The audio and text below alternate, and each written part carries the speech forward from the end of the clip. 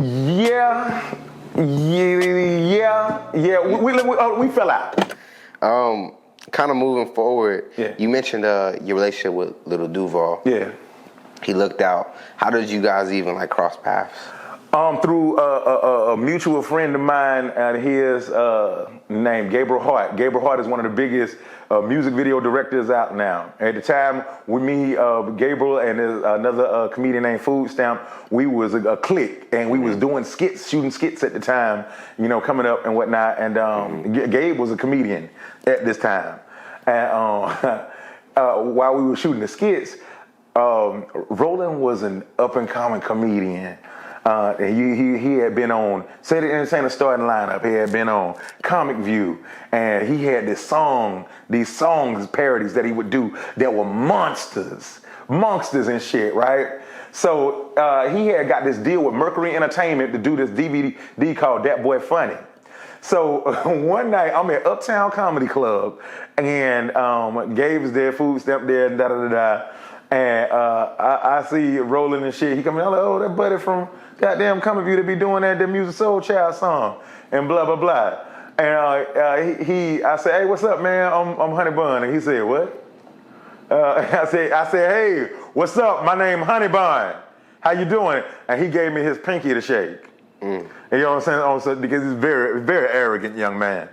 And I actually shook his pinky. Okay. I shook his pinky and whatnot too, because he held his hand out like this. You know what I'm saying? And so I coincidentally, after I shook his hand, I was next to be called up on stage. T.I. in the audience. I'm Serious hadn't come out yet. Nard Hostin, which is on the road with him right now, is the hosting for that night and whatnot. And he was like, hey, this next comedian coming on stage, he got a real funny name and shit, but he funny if you listen to him. He had to work himself up to bring me out because he didn't want to say my name. Really? The club packed to capacity, all kind of rappers, drug dealers, strippers in there and whatnot. He said, y'all give it up for Honey Bun. And I'm walking to the stage, I got my shirt unbuttoned, my stomach I got abs. I'm walking there just doing the most. Why? Just, man, trying to find myself, and I thought I was sexy. Okay. So I'm halfway to the stage, and somebody see I got my shirt open, and they see that it's not a girl walking to the stage. It's a dude, and he got his shirt open, and his name is Honey Bun, and they started booing. Wow. I'm halfway to the stage, and I'm like, I shouldn't go all the way. Oh my God, it's over before it even started. Oh shit, they booing me. All these thoughts are going through my mind. I'm shaking, walking down, and I get up there. I start cussing the audience out. Everybody is laughing at me for the wrong reasons. My shirt's still open, and I just wanted to die. It felt like it was starting to rain on stage. It was so tragic. And they cut the music on me, and I walked off and shit, and then Lil Duval, he walks up to me, and he busts out laughing. He said, hey, I recorded that. Can I put this on my DVD? He said, you want to put me on your DVD getting booed? And he was like, yeah, I'm going to pay you. I said, yes, okay. You can do it.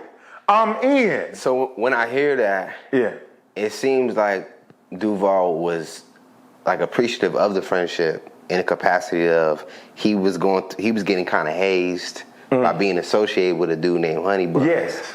How do you determine that relationship? Is it like a big brother? I don't know if he's older. It's definitely a big brother situation. I mean, he showed me how to be Jack Thriller and whatnot. He helped me structure my whole comedy set to stop getting booed and whatnot, because I wouldn't say nothing about my eye going on stage, and it was always the elephant in the room, and I would be getting booed. When he showed me that I needed, I told him what my trials and tribulations was from growing up and whatnot. He said, why the fuck that's what you're supposed to be talking about on stage. Yeah.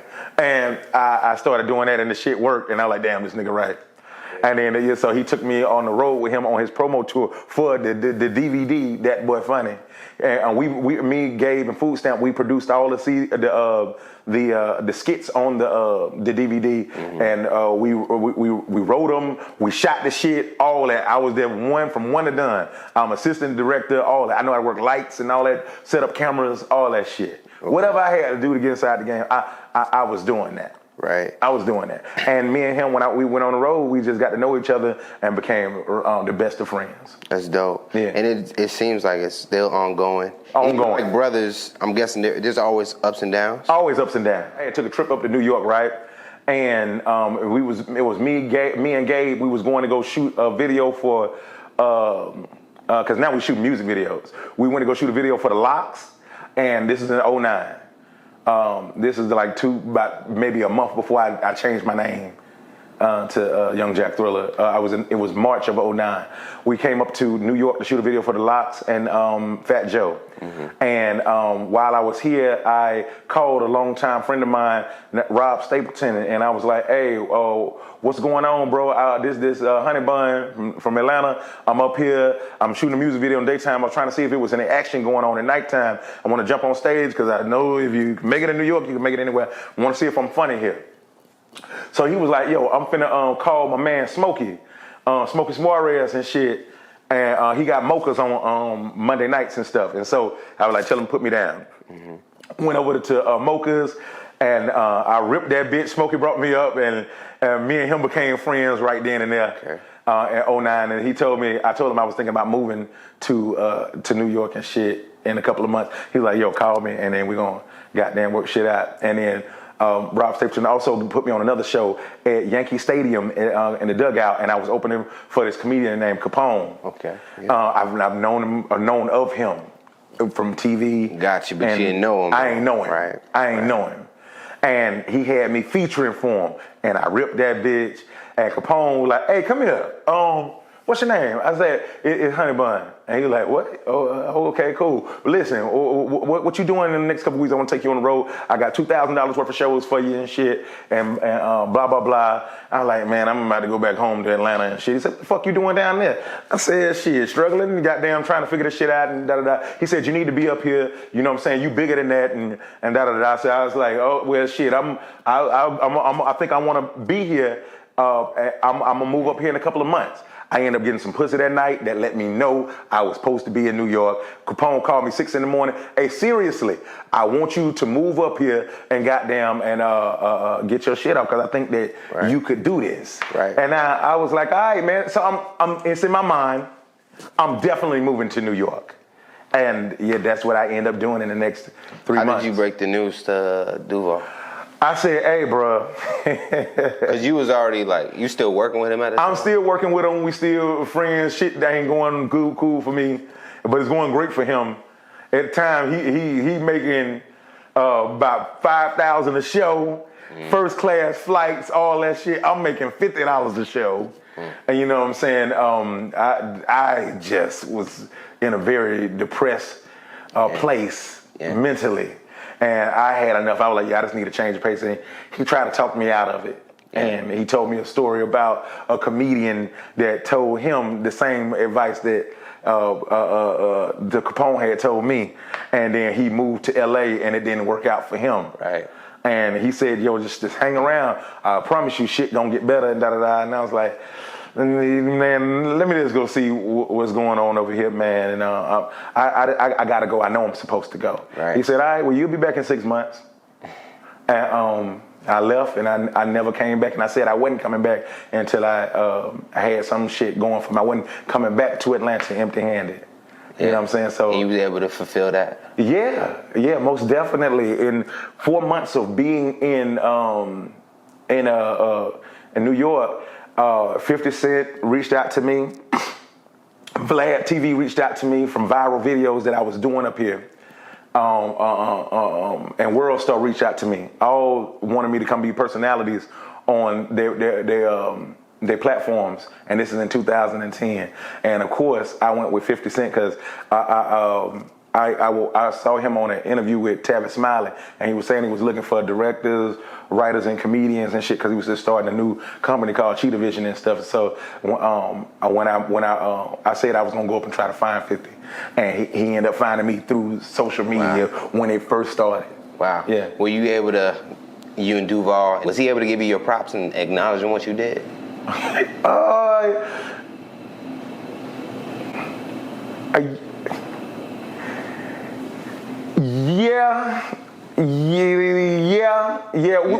We fell out. Okay. We fell out when I moved. And I had this whole mentality, like, nigga, I'll show you. I'm gonna go up there and I'm gonna be this big star and da-da-da, and you gonna have to kiss my ass. And that was what my whole thing was.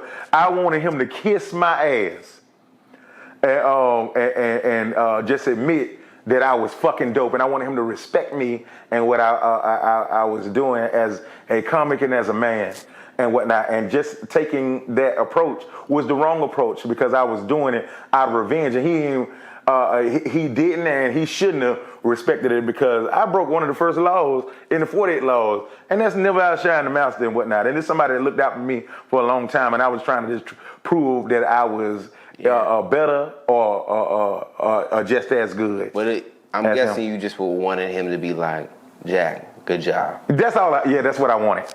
That's what I wanted. You asking me, did it ever happen? Hell no. Yeah. He won't say that, but he showed me all the love in the world and whatnot, and he still treat me with the same brotherly love that he treated me with when I was living with him. So I had to humble myself, and I had to apologize to him for being an asshole. Okay. And we had started back being friends again.